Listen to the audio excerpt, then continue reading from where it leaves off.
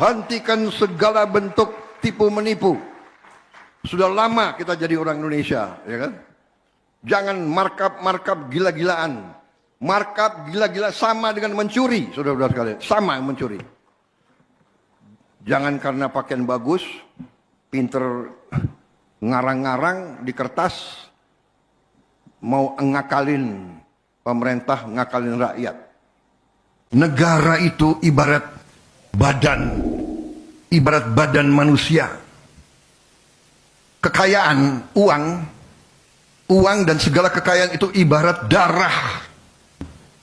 Kalau badan manusia tiap hari bocor, sekian cc, di ujungnya badan itu kolaps, mati. Negara sama. Di ujungnya kekayaan kita bocor, dirampok, dicuri, laporan palsu, under invoicing, pejabat disogok, nyelundup keluar, nyelundup ke dalam. Gimana negara bisa bertahan? Ini yang dikehendaki oleh beberapa kekuatan. Kalau saya bicara kekuatan asing, saya diketawain. Saya tidak peduli. Saya dipilih, saya dilantik oleh rakyat Indonesia. Saya akan mati untuk rakyat Indonesia. Bagi saya, mati untuk rakyat, kehormatan bagi saya. Saya terima kasih Satgas PKK, saya bangga dengan kalian yang bekerja. Terima kasih. Saya sampaikan briefing saya kepada mereka. Cobalah, apa yang kita cari di dunia ini sebagai manusia. Saya selalu katakan, gajah mati meninggalkan gading, harimau mati meninggalkan belang, manusia mati kita tinggalkan nama. Lebih baik kita nanti dipanggil Tuhan, membela kebenaran, membela rakyat, menyelamatkan masa depan bangsa kita. Kita mulia, kita terhormat, kita pergi, kita menghadap Yang Maha Kuasa dengan ikhlas, saudara-saudara. Memang ini masalahnya, anggaran di rongrong, markup di mana-mana. Saya minta menteri-menteri awasi anak buahmu, awasi pejabat-pejabatmu.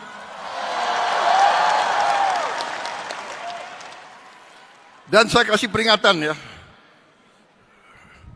para birokrat, kalau masih ngotot mau mempermainkan anggaran, mengira bahwa kita bodoh semua, markup, barang harganya 10 juta dinaikkan 150 kali.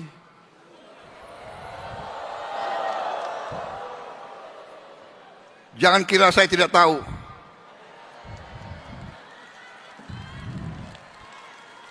Saya kasih peringatan para menteri, para kepala badan, pejabat, bersihkan aparatmu semuanya itu.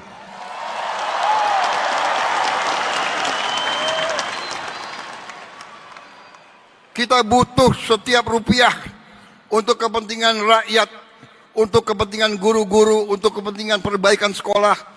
Kita butuh itu semua. Jangan mencuri uang rakyat.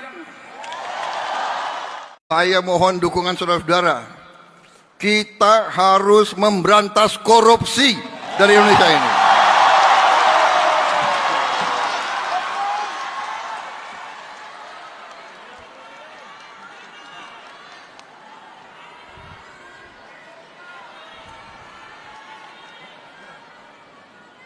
Saya bertekad untuk memberantas korupsi dari Indonesia. Memang saya minta pengertian. Masalahnya sudah sangat berat, tidak bisa dalam 1-2 hari. Saya tidak punya tongkat Nabi Musa, saya tidak punya. Dan kita punya sistem. Ya, memang ini masalahnya. Anggaran di rongrong, markup di mana-mana. Saya minta menteri-menteri awasi anak buahmu, awasi pejabat-pejabatmu.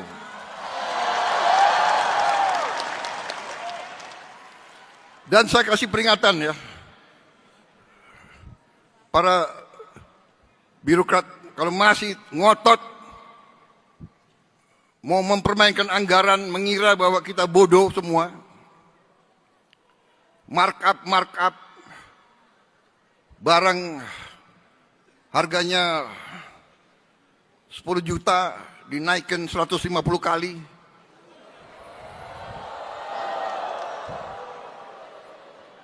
Jangan kira saya tidak tahu.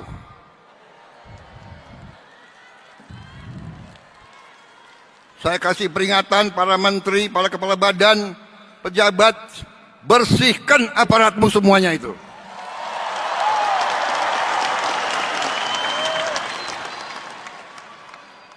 Kita butuh setiap rupiah untuk kepentingan rakyat, untuk kepentingan guru-guru, untuk kepentingan perbaikan sekolah.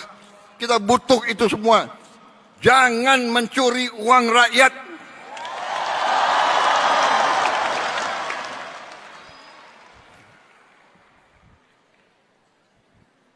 Terima kasih, Menteri Pendidikan.